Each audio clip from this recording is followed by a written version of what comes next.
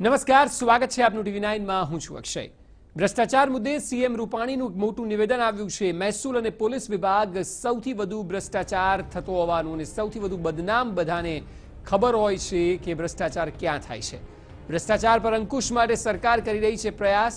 Online બિન ખેતીના હુકમોના વિતરણનો કાર્યક્રમ અમદાવાદમાં યોજાયો હતો। આ કાર્યક્રમ દરમિયાન રૂપાણીએ ભ્રષ્ટાચાર ચાલતો હોવાનો સ્વીકાર આડકતરી રીતે કર્યો તો સાથે તેના પર લગામ કસવા સરકારના પ્રયાસોનો ઉલ્લેખ પણ તેઓએ કર્યો હતો। બધાને ખબર હોય છે કે ભ્રષ્ટાચાર ક્યાં થાય છે। ભ્રષ્ટાચાર પર અંકુશ સરકાર પ્રયાસ કરી રહી છે।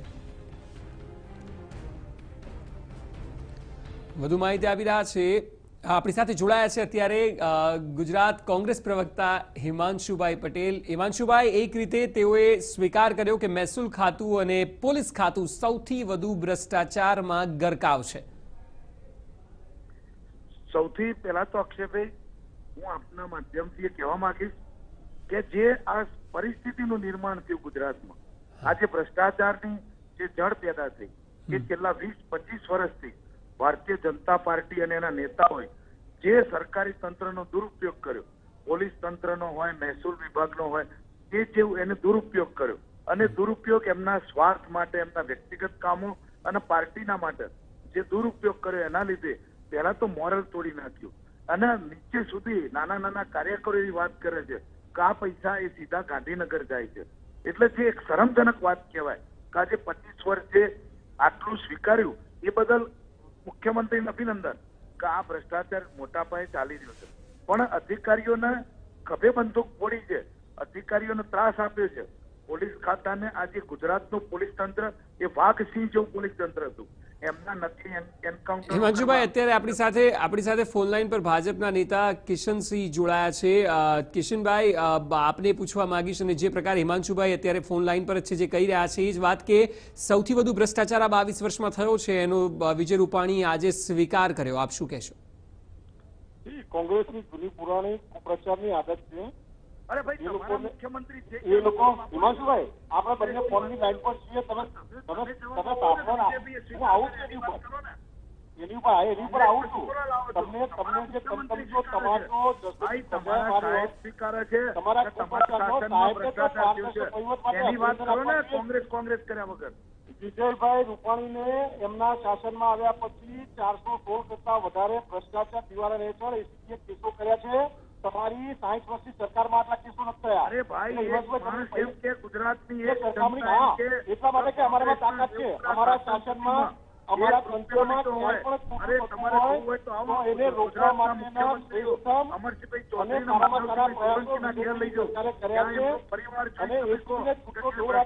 મહેક આવતી હોય અને તમારા એક નેતાઓ આજે મર્સિડીઝ ફરે છે,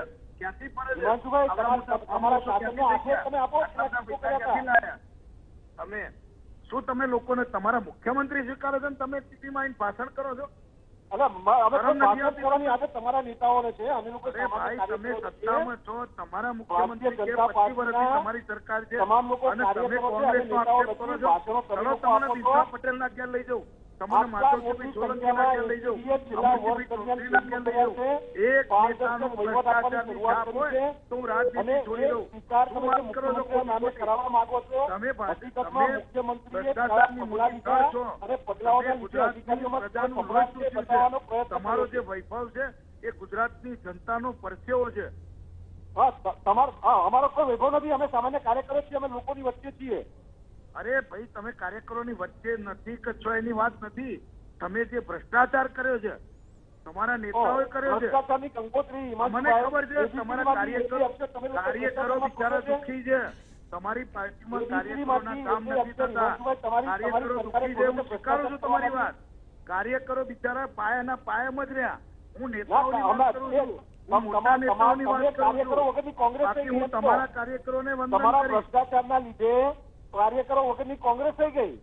અરે ભાઈ, એક ભ્રષ્ટાચારનો કેસ બતાવો। ગુજરાતની વાત થાય છે, ગુજરાતની સરકારની વાત થાય છે, 25 વર્ષથી ખેડૂતોના નામે પ્રશ્ન ચાલુ છે, જેલમાં છે। અરે ભાઈ, તો ફાંસી ચડાવી દો ને, ફાંસી ચડાવી દો। તમારા બે સર્વોચ્ચ નેતાઓ તમે ફાંસી ચડાવી દો ને ભાઈ, એમને તમારા બે નેતાઓ જામીન પર બહાર છે।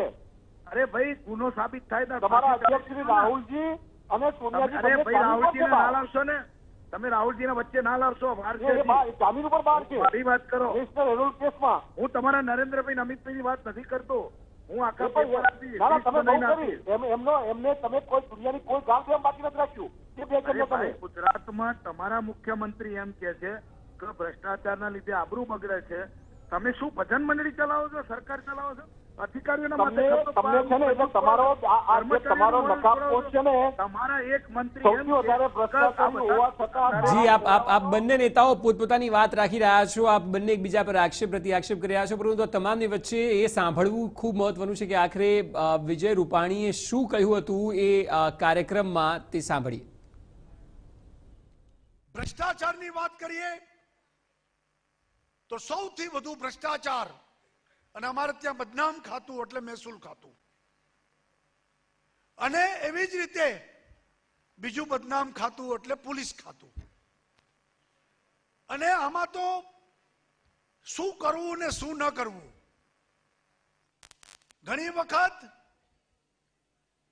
પહેલાના સમયમાં એવો સમય હતો, આજથી ને હું 20 વર્ષ 25 વર્ષ પહેલાની વાત કરું છું, કે કોઈ બહારનો માણસ કચેરીમાં આવીને પોતાના કામ માટે પૈસા આપે ને તો સામેનો કર્મચારી કે અધિકારી ધ્રુજી જતો હતો, અને એના મોઢામાંથી એ ઉદ્ગાર નીકળતા કે ભાઈ સાહેબ, મારે મારા બૈરી છોકરાઓને અભડાવવા નથી, મારા બૈરી છોકરાઓને મારે મુશ્કેલીમાં મૂકવા નથી, ભાઈ મારે નથી કરવું.